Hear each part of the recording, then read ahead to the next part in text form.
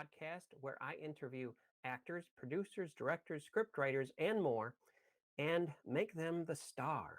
Today, we are interviewing Brett Newton. He is an explosive, creative individual. He has so much wonderful things to share and for you to learn from and to grow by. So here we go. Brett, how are you doing? Hey, David, I'm doing great. Thank you for having me. You're very welcome. So tell us, a little bit about yourself. Um, you have fantastic acting opportunities in the past. There's one role in there where you were a demon.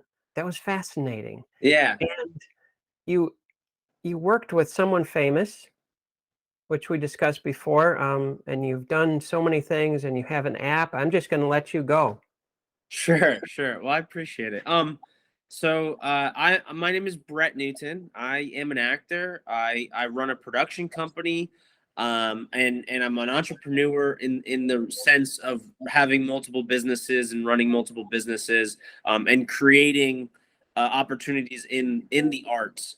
My focus is in acting, is for actors, is in television, film, live theater. I started in live theater as a kid. When I was 8 years old, I'm from New Jersey. I did musical theater at a young performers workshop in Hackettstown, New Jersey. I probably did over 100 different musicals, from 8 years old to 19 years old. And then when I was 19, I moved to Los Angeles, and I was in Los Angeles for 15 years. And that's where I got my SAG card. That's where I started LA Reels with a business partner back there. LA Reels is my production company. And we can go into that a little bit more after this initiation. And then after 15 years in LA, I started checking out Atlanta to see if the myths about Atlanta were real. And I went out to Atlanta for 2 months for work, and everything that I suspected was real. I literally went out to Atlanta for 2 months, signed with an agent, started auditioning right away. I filmed about 16 demo reel scenes for new clients. I filmed a short film for a new client, all while I was in Atlanta. And then I went back to LA a year later. My wife and I decided to move over to Atlanta, and that's where I am now. I've been in Atlanta for 4 years. But LA was a great place for me. Coming from LA and doing the hustle and grind that I had to do to survive and live and accomplish anything in LA. I feel like a doctor now here in Atlanta. I will say that Atlanta, the market there's a ton of opportunity for actors here, a ton of opportunity. Now I will say it's not as saturated as LA is, but it's growing, and it's growing rapidly, especially after COVID. I will say, I haven't been in LA for 4 years because, we left 4 years ago. And then when COVID happened, I didn't really get a chance to go back. But I got my SAG card in LA. I had a lot of great experiences in LA. I started my business in LA. I really understood the grind of the business from all my work living in LA. And, from actor to producer, I became a producer so I could act more. The funny thing was, I went to college in Los Angeles, and I knew as a young kid when I was 19, I knew I wanted to come out to California because that's where TV film was, right? I was doing musical theater as a kid in the tri-state area, and I've been tap dancing for 28 years. I knew I wanted to work in television and film. So what was my excuse to get out to California? I used college as an excuse to get out to California. So I went to, a not so well-known school. I went to California State University, Los Angeles. Originally, I was going to be a nursing major. And I was like, wait, what am I doing? I am committing to moving 3,000 miles across the country. Let me commit all the way. So I actually went into a telecommunications and film major. So a communications major with a specific focus on TV and film, and that's where I learned how to edit. that's where I learned how to start shooting with digital cameras. Back then we were shooting with high 8 tape, like it's crazy how fast technology goes and changes, because like, back then it was like the top of the line stuff. And then we get into digital cameras and SD cards. And like now how we're shooting, it's just crazy. Like, and it's so easy compared to where it was. And when I had it, it was easy compared to what it was before that. You know what I mean? Anyway, I was a telecommunications and film major. While I was in college, I was working towards getting my SAG card. I was doing PA jobs. I was in class. I was, every like named class in LA, that they talk about, I probably did, or audited. Um, how it is. There's a million classes in LA. But I was serious. Now I will say, like, as a young kid at 19 years old in Los Angeles with my family on the East Coast, it was definitely easy to get lost and distracted. You know what I mean? um but basically, my first real on-set paid experience, I was an extra on That's So Raven. Remember that show, That's So Raven? It was like a Disney Channel show. Yeah. um and this was before I was non-union, and literally I was trying to take everything in. I didn't really understand anything yet. I didn't understand what it was like to be on set, and I was trying to take everything in. And I remember it was like the second AD, or like the head PA, I had befriended. And That's So Raven was a studio stage set, so it was a live audience set. So for all the extras, they would sit us in like the live audience area, before the couple days before they brought in the audience. So like every day after we wrapped, um, the head PAs would be cleaning up and everything. And I actually stayed one day and I helped them clean up. And I was there, I was listening, I was on time, I was always ready. So the final day that they had us on set, this is like my first time as an extra ever. The head PA had a SAG voucher waiting with my name on it. And that was the first SAG voucher I'd ever gotten. So it goes to say, like, attitude, hard work, listening, and relationship, because I had made a good relationship with this woman, got me that first SAG voucher. And that was probably before I'd ever knew anything in the industry. That was the greatest feeling I'd ever felt, because I was on my way to becoming a SAG actor. You know what I mean? So, but yeah. I have never heard of an extra background artist staying after to offer to help volunteer. That's a fantastic strategy. And I know you did it with all of your heart, right? Yeah. 100%. And they saw that. Yeah. And I mean, that was so long ago. That was probably 18 or maybe 20 years ago, which is insane to say that. But yeah, I remember being on that set, and I just remember just being cool and casual with that woman, just trying to get as much information as I could, because I was learning. I was still learning. And she had rewarded me, and I had no expectations of that either. And it was an incredible, it was a great moment, and it showed me a lot in my career, using the idea of, one, working hard, two, also, making relationships, making genuine relationships, and I've always used those, throughout my career, and they've always brought something to fruition, whether it be a SAG voucher, or whether it be, I mean, I've been upgraded on sets, and I don't do background work anymore, and and I haven't for a long time. But back when I was first starting, I wanted to do background work because I wanted to get on big sets, and I wanted to see how the wheels were spinning, and I wanted to learn about them. One, and then also there's the idea of the upgrade and getting upgraded, and getting a line, or becoming a featured extra. And that has happened to me as well.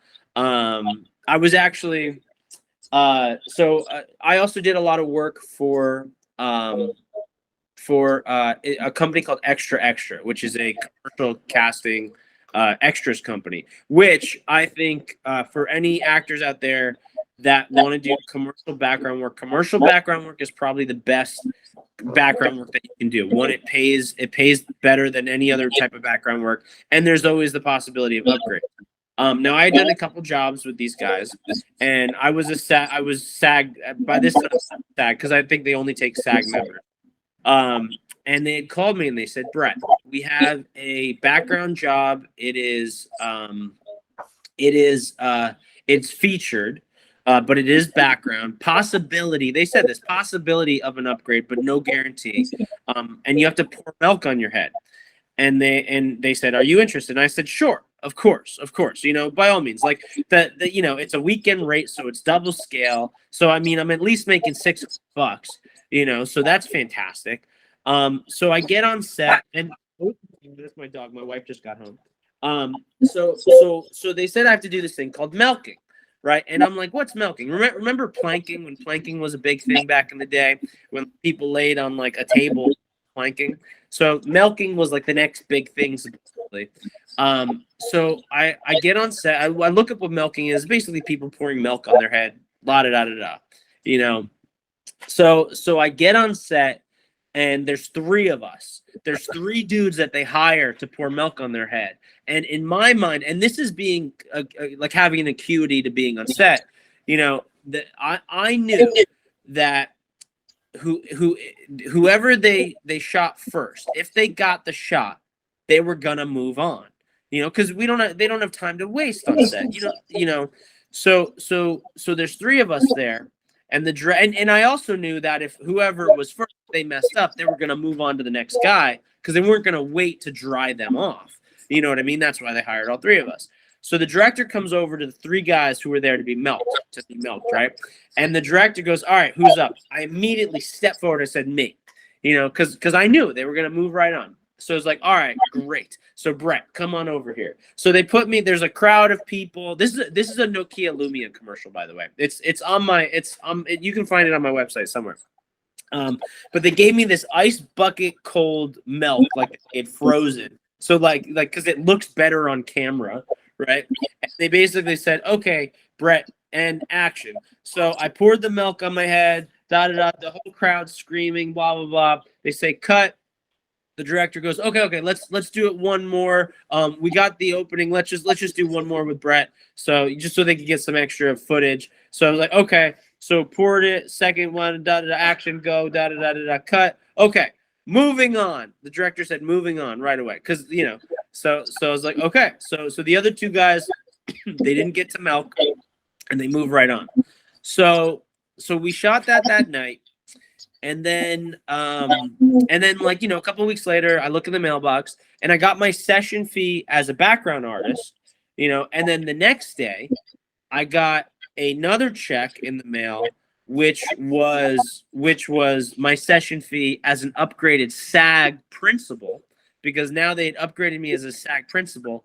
And then following that, the next day I opened the mailbox. I had 14 checks in the mail, all over, all between $1,000 and $2,000 each check. So like I was up, and that was an opportunity that came my way as a background extra work, and because of what I knew, I knew to get in there, one, to take the job, but 2, to get in there ahead of the other 2 guys, because I knew that they would move on, and that's just acuity and experience. So, but that was a great job. But yeah, that was a Nokia Lumia job. And it's so funny, like, we as actors, we train so hard, and then, one of the biggest payouts I get is because I pour milk on my head. You never know what they want exactly until you get there. I love how you had a line, and you understand that you were all there. All 3 of you were there to pour milk on your head to get the role. So it was great that you stepped forward the first thing. You don't think about it, because if you think about it, you get squeamish. You overthink, and should I do this? And all of a sudden, someone steps up. Right. Or someone else chooses. But they gave us the option. They said, hey, who's up? And instead of saying, hey, you, they said, who's up? And like, you know, you just got to put yourself out there. So, and I think a part of me, sorry, I'm a little sick.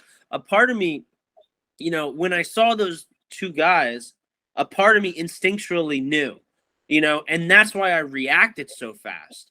You know, like literally, I don't even think I was thinking it. I think I was just like me, you know, like instantly, because I knew, you know. But yeah. And me as an actor, like, you know, I've been doing musical theater since I was 8, and I really started doing TV and film when I moved to Los Angeles, like on camera stuff, when I was 19, but really started working professionally probably in my 20s, you know. Yeah. So, and you know, it's kind of crazy because when I first started acting on camera, I think, you know, I was so insecure, because I'd been this theater actor, you know, performing to the back of the house, um, that like I didn't know how, you know, to perform right here for the lens, you know. And I think I'd gotten so in my head. There was probably like a time period of like 3 years where I was so in my head about acting on camera that like I was just a mess, you know. And like now, you know, now I enjoy, like, I didn't enjoy watching myself on camera back then. Now I enjoy watching myself on camera. I enjoy watching playback on my self-tape auditions. I enjoy watching myself in my reel, you know. And like I hope it's not like arrogance or whatever, but it's because I know I'm putting forward good work, you know. And like that good work that I can do, you know, if I get an audition, you know, for instance, right? Like if I get an audition today, I try to get that audition in as soon as possible, and I have a couple reasons for that. One, I know, because of my years of experience of being an actor, I know that whatever I deliver is going to be good. You know, even if it's fast, it's going to be good because I have, you know, because I have, what am I? I'm 37. I started acting when I was 8 because I have 29 years of experience of being an actor. You know what I mean? And and the things I know is that those audition tapes that those people are that casting directors are seeing, you know, sure, like they want all the auditions to be great. You know, they want great options to deliver to the producers that they're working for, you know. But if there's 10 audition tapes, if there's 10 great people that come in, you know, 3 days before the deadline, you know, and those 10 tapes, they're looking at them and they're saying, oh, okay, we have 10, let's send those up already. And then they have 10, and then they get 10 more great audition tapes 3 days later on the deadline.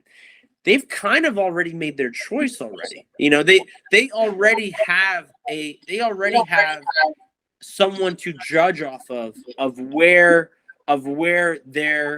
they want to see that role, because they've already seen 10 great performances, you know, that came in. So, you know, and at the end of the day, and I know casting directors will say that they look at every single tape, and I'm sure that they do, you know. But when you're in a casting situation, when you're casting 35 roles in 2 weeks, you know, on a series or something, you know, and it's a co-star role or it's a small guest star role, like that's a cog in the wheel, you know. For a producer, you know, the producer who's the boss of that casting director is going to say, hey, what's the options, because I need to get them scheduled so I can move on and do the rest of the work that I need to do, you know. So part of what I do with LA Reels and the amount of scenes and cast that I'm casting all the time is kind of what gives me that mentality. Part of what I do as an actor and the experience that I've had for so long and the feedback that I get when I get my audition tapes in. I literally had an audition for Netflix. I got the audition, and it was one line. So I put it on tape. I got the audition in within 2 hours. I got a call the next day and I was booked on the role. You know, it just now you can't say this with everything, especially when it's a meaty, you know, part where it's like 5 pages of dialogue. They obviously give you time so you can use that time. But, you know, in the real world, if you work on a soap opera, you know, you may get 5 new pages of dialogue on the day that you're shooting. So Yeah, that's another thing that I saw on your reel. You were in General Hospital, is that right? mm-hmm. How was that? That was great. Mark Teschner, He's an old pal of mine. He's a buddy of mine. And that's not why I got the role, but that is why he knew about me. But he's a great guy. He's, who's been casting forever. But that was fun. That was the first soap opera I'd ever worked on.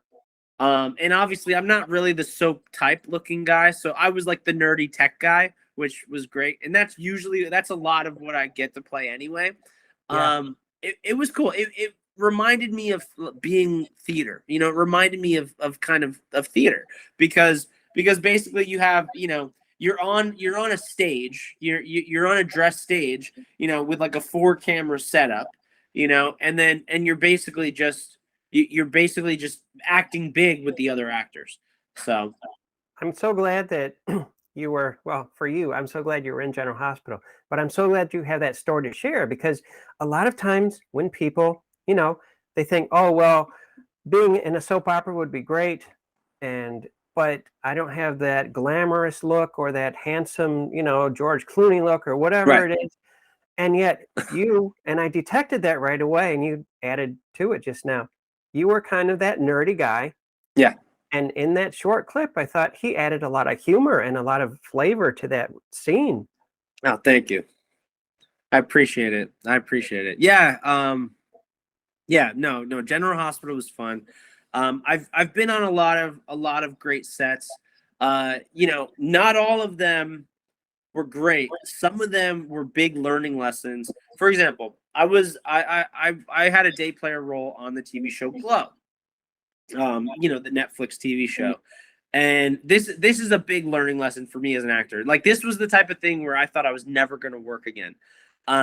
So my line, so I'm playing a paramedic, and my line, I have a line that basically says, if you're worried about your weight, why don't you give Weight Watchers, if you're worried about your heart, why don't you give Weight Watchers a try to one of the lead actresses? I'm checking her out, blah, blah, blah. And on the first take, I said, if you're worried about your heart, why don't you give Jenny Craig a try? And I said the wrong weight program. So the script supervisor comes up to me afterwards, and she said, oh, we don't have the rights or clearance for Jenny Craig. Can you say Weight Watchers? I was like, oh, yeah. At this point, I am all in my head, and it is a downward spiral, right? Like I was ripping myself apart, and it only got worse. After that, the next time they the camera's on me. There's 50 to 80 people on set, and action, and I start and I fuck up and I go, oh fuck, on camera. And I say, wait, let me just reset. And I take it back and I go, but like that nervous energy, we got through the scene. That nervous energy rode with me through the entire shooting of it. And I thought I was never gonna work again. And yeah, and it came out, and the scene is great. Whatever, you see you see my face, and then you see the back of my head for some of it. So it all worked out, and I worked again. So it wasn't the end of my career. The funny thing is, the one thing I learned about that. Hang on. Sorry, I'm getting over a cold. The one thing I learned about that, the casting director at that point, we had worked together on a couple other things, and we had a personal relationship. And he actually saw the footage. He saw the footage from the day of when I went, oh fuck, and we talked about it. But what that showed me was that, casting directors, they have access and can see the dailies, so they can see the actors and how they're performing, to make sure that they're doing their job as casting directors to get the right people on set. Because part of the casting director job is not only to get one person who's talented, but to get someone who can handle the pressure of being on set. And honestly, it took me some time to get over that, because every time I went on set after that, I was in my head. Eventually I got over it, and like, it's no big deal. It's funny, and I use it as an anecdote, and I use it as a story to teach people with. But like, you mess up on set, it's not the end of the world. Just keep doing your training, keep doing your thing, but you got to know, even if you have one line, you know, you got to know that you have that so ingrained in you, your dialogue as an actor, you have it so ingrained as you that nothing can throw you off. You know, like you got to be ready for anything on set. And you got to know that whether it's a one line or 10 pages of dialogue, that it is your job as the actor to have that stuff fully ingrained on you. You know, that is why you're being hired. So it's for you to do your job. And the other thing is too, on most of the jobs I've ever worked on, you know, the director, they don't give you most, especially in TV, right? When everything's moving so fast, they're not going to sit there and hold your hand and say, hey, I would need you to do this, this, and this. They're just, you know, someone is probably going to place you, which is probably going to be like the second AD is going to give you blocking, you know, and then the director's just going to say action and walk them by, maybe say hi, you know, but like no feedback is good feedback most of the time, you know, because it means that you're doing your job. And I think most actors, especially new actors on set, they expect to get feedback from the director or hear from the director, but that's not really the case anymore. If it's like a big movie or a movie, an indie film, sure, I think you're working with the director on a more personal level. But on TV, when it's moving so fast, I think they're just trying to get the coverage, you know, the way that they need to get it. So yeah, it's when, you know, so as a tip for actors, you know, if you're working on set, you're not getting feedback from the director, it means you're doing your job. So yeah. If you're not getting feedback from the director, that means you're doing your job. So don't get nervous about it, because then you could go in your head again. Right. And you know, actors, we're so crazy. We love to get in our head. So all the time. It's where we rest most of the time. yeah, for sure. Tell us about the LA Reels. Sure. Please. I've looked that over and I'm very impressed. So LA Reels is a company that I started with a business partner over 10 years ago in Los Angeles. And I had been acting at the time. And my old roommate from college, he actually started LA Reels like a month before, and he called me up and he said, "Hey Brett, I'm shooting a scene for a client, and his name is Noah Edward. I'm shooting a scene for a client, and I need an actor." This was the very first scene that they'd ever shot, and he's like, "Can you act in it with him?" And I said, "Sure, yeah, I'd love to." So I went up to the location, and we shot this scene, and it was awesome. And then at the end of that scene, me and Noah started talking. And, you know, I was actually writing a book for actors at the time, you know, about acting. It was actually called Inside Casting, where I was interviewing casting directors, and then I was putting all that information together, and then sending, you know, selling that information to casting to actors, you know, as insight. And so we had the same audience. We both were looking for actors, and I was an actor.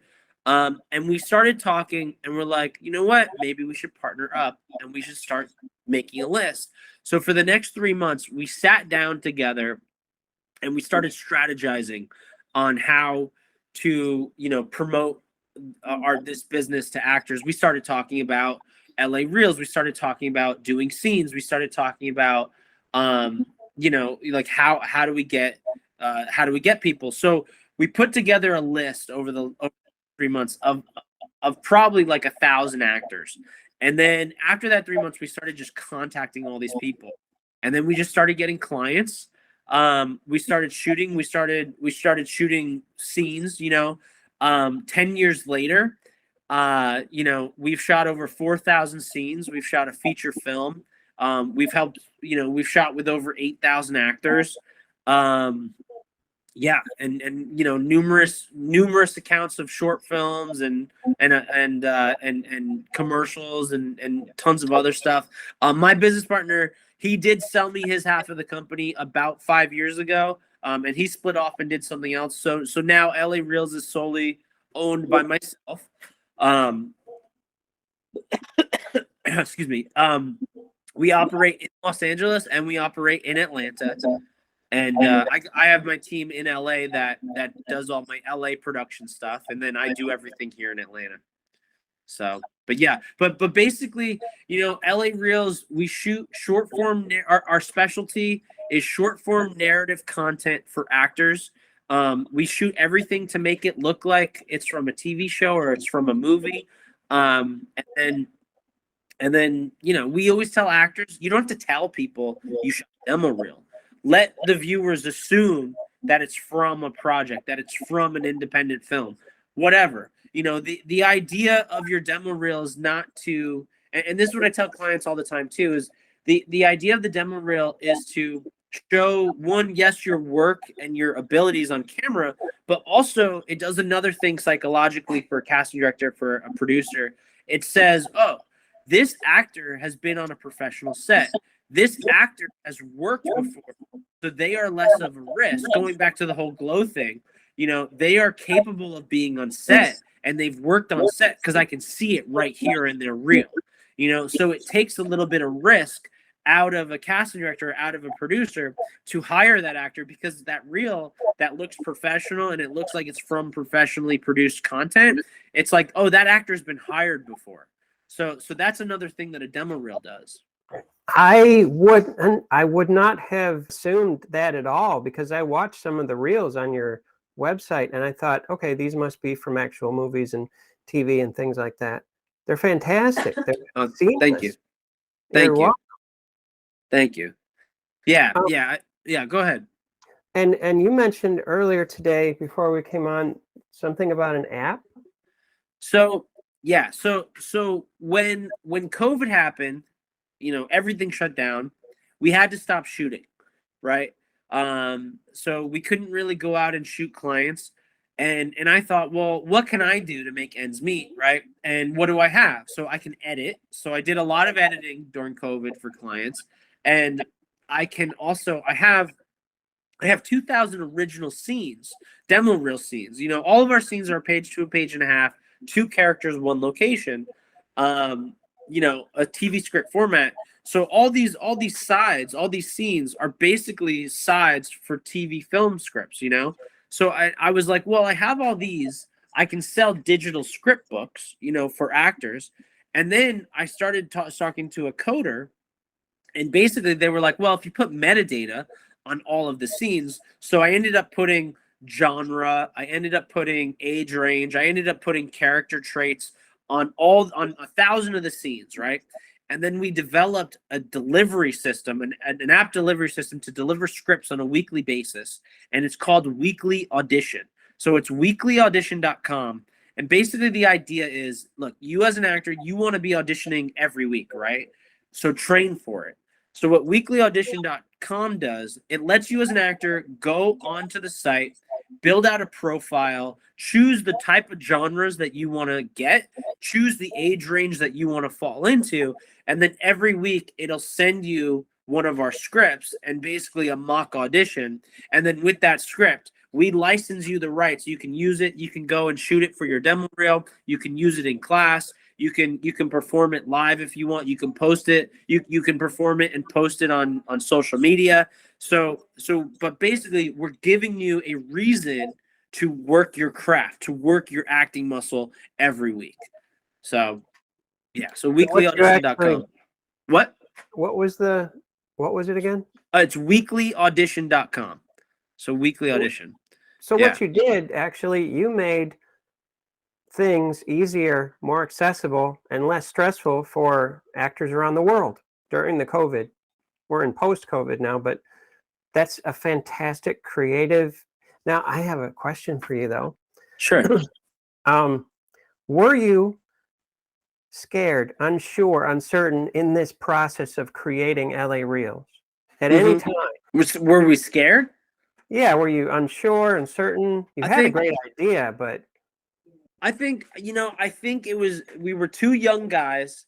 We were, I was an actor, but also, I was in telecommunications, and film was my major. So I was also a filmmaker. My buddy was a filmmaker. He was really focused on directing. I think it was just a symbiotic relationship, and 2 guys with a lot of passion and energy that were just running at first, I think maybe a little bit blindly. And then when we found each other and when we sat down and made a legitimate plan of execution, it just, it took off. And I think we were so busy I don't think we had time to be scared, you know. And when we started, we both had other jobs. You know, when we started, we both had other jobs. And it got to a point when we didn't need those other jobs anymore. And we both gave up those other jobs, and we ran LA Reels. And I think that was within like the first year, you know, of launching LA Reels. Because we were just doing so well. And obviously, you know, a big part of our success was word of mouth. And because of that, you know, obviously we had great attitudes with all our clients, but then obviously the work effort and the work product, the final product that we were delivering, which has only gotten better since when we started. You know, people love, and it's good product. And you know, and like for demo reel scenes, you know, like for what I do with LA Reels, you know, because I still do all my own consultations with people in Atlanta at least. Um, you know, like I don't feel like I'm selling. I feel like I'm giving insight. You know, I always feel like I'm giving information for actors, for young artists, you know, because you know, it's like I said about what a demo reel does. You know, it's not just there to show your skill set as an actor, you know, but it does so much more than that. And you know, I have clients that'll come and be like, I need 5 scenes. And I basically say, no, you don't. You don't. You need one great scene, because one great scene is already better than 5 crappy scenes. One great scene is better than, you know, that student film you did with horrible audio. You know, now if you get 2 great scenes and one's a drama and one's a comedy, there you go. You cover the gamut, you know.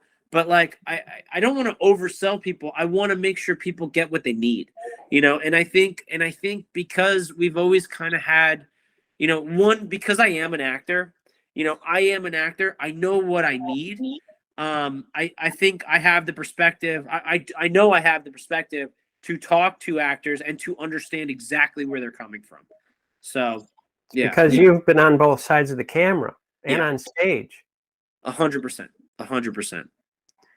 I can really sense your passion for this. I love it, and it's going out to many people on this broadcast.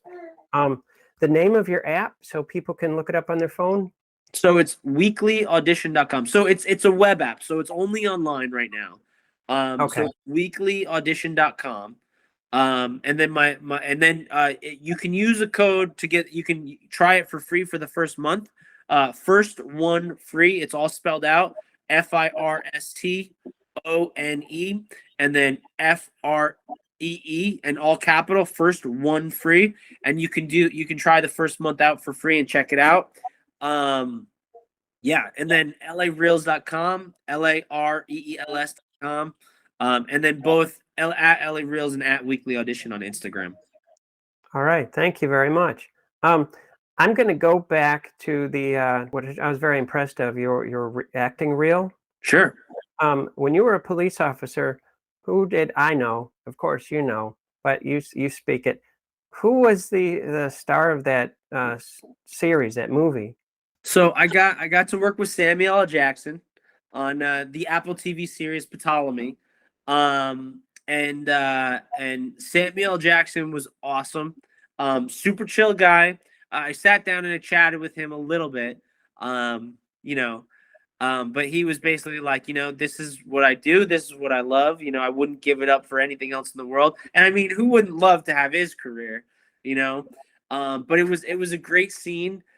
It was cool because I got to mad dog him, because I was like the racist cop, you know, like that was the role I was playing. But on the way in, which this part wasn't on my demo reel, but on the way in to his house, you know, I walk in and like I knew my place, but like I mad dogged him, you know, like walking in, and he just gave it right back to me, you know. And like the director didn't say for us to do it or whatever. I just did it because I thought it was like part of my character, what I should do. And Samuel L. Jackson just gave it right back to me, and it made it into the cut of the TV show. So, you know, so make your decisions, actors. What was the name of the show again? Ptolemy Gray. It's an Apple TV show. Okay, Ptolemy Gray. Yeah, with a PTOLEYMY. So Ptolemy. Okay.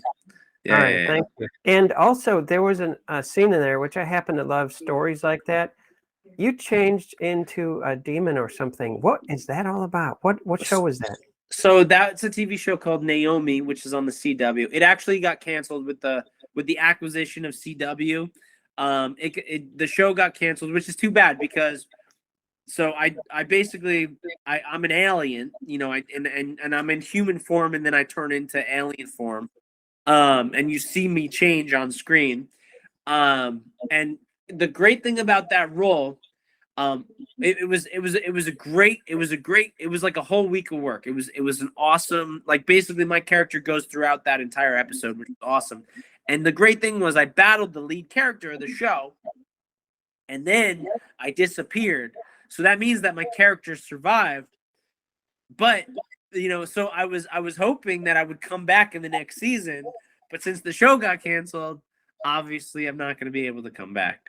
So, but yeah, but no, Naomi on CW, it was cool. It was a lot of fun. I noticed too. Of course, the special effects were special effects, but as you walked into the scene, as you walked towards that girl, there was an intense moment in your body, and you kind of just flexed, and it was very powerful. And yet, you knew your character didn't need to prove himself. Am I off on this? Sure. I mean, no. I mean, I think, you know, it's one of those things where it's like, you know, you're hired to be you, and you let the dialogue do the work. You know what I mean? Mm-hmm. You know, for me, you know, I think it's taken me a long time to realize that, you know, I'm enough most of the time. You know, I'm enough. You know, and something like that. Like obviously, it's a little more. It's a comic book series, so there's a little more to it. We did that whole entryway. We did that take. We did that two takes, right? So the first time I did it, it was all. It was the way they shot that show was very cool. It was very indie style, like long shots, moving camera, right, handheld. So the first time I did that take, I did it all the way through, you know, and the camera followed me around, did it all the way through, and delivered with the full walk around when you see it, and then I confront Naomi. And then the director gave me one note, you know, to be a little more evil, and then we did it again, and then that was it, you know. So, you know, but that's, you know, that's one of those things too, where, you know, as an actor, you know, if I was in the place where I was when I did Glow, I don't know if I would have been able to accomplish that because I would have been so in my head. But because I was so secure in myself, like, I mean, because, you know, for that, you know, for that 30 minutes, like everyone on set is all about me, you know, because at that time too, when we shot that, the main girl, she was under the age of 18. So we had already gone over her hours on set. So she was already all set. So you know, because so then they had her stand in. So because, you know, she was too young to be on set for that many hours. So literally the full focus of that whole production was on me for those two takes, you know, for the rest of that scene, because I'm like the main character, you know, besides the main lead who's not even on set. So, you know, there's a lot of responsibility as an actor that goes on to you. And, you know, like us as actors, like we want to, you know, we want to have our own show. We want to be a serious regular on this and that, you know, but I think, you know, we don't realize how many other people are depending on us to do that. You know, even on a small day player or weekly contract, like there's a lot of responsibility on us, you know. And you know, it's not just about the acting, but it's about being able to put it out there. You know, it's about being able to work you know, work with the team and be liked, you know, and have, you know, have good rapport with everyone. But obviously to do your job as an actor and to deliver what you're there to deliver, you know, without getting distracted. So Very yeah. well said. Yeah. Wow, this has been a great experience with you. It really has. If people wanted to contact you, how would they do that? They can email me directly, Brett, Brett, at lareels.com, lareels.com. And does that include, I mean, they can see your reels as well and things? If people want to see my reels, they could go to brettbook.com, BRETTBOOK, brettbook.com. So that's my personal website. But yeah, business website, lareels.com and weeklyaudition.com. Beautiful. Is there any projects you're currently working on? Yeah, so I'm currently working on, so as a producer, I'm currently working on a 64 episode, it's 64 1-minute episodes, soap opera dramatic series, for a company that's developing a new app. And that's pretty much the most I can say about that. We already shot it, so I'm in post-production on that right now. So Excellent. yeah, 64 1-minute episodes we're delivering by the beginning of October. Beautiful. So yeah, Thank yeah, and that was cool. I got to hire 18 actors with a decent budget. We did do it non-union, which makes my job easier as a producer. But I got to hire a crew. I got to hire 18 actors. And it feels good. It feels really good to be an actor, to be a producer, to put other people who are in the arts to give them, to pay them and to pay them for what they love to do. I sometimes, I forget, that I'm providing services and opportunities for other people as well as creating opportunities for myself. But I got to take a step back sometimes and look at that. And, when I do look at that, I am very proud, but of course, like I'm never settled. So I'm always trying to move forward and get more done and get more and, get more opportunities and create more, so yeah. Brett, I want to thank you very much for being on Real Actors, Real Answers. It was an honor and a great learning lesson. It was wonderful. Thank you. David, thank you. It was absolutely a pleasure, and I can't wait to see the episode. Definitely, and we're going to keep in touch, okay? Sounds like a plan. All right. Thank you very much. Bye now.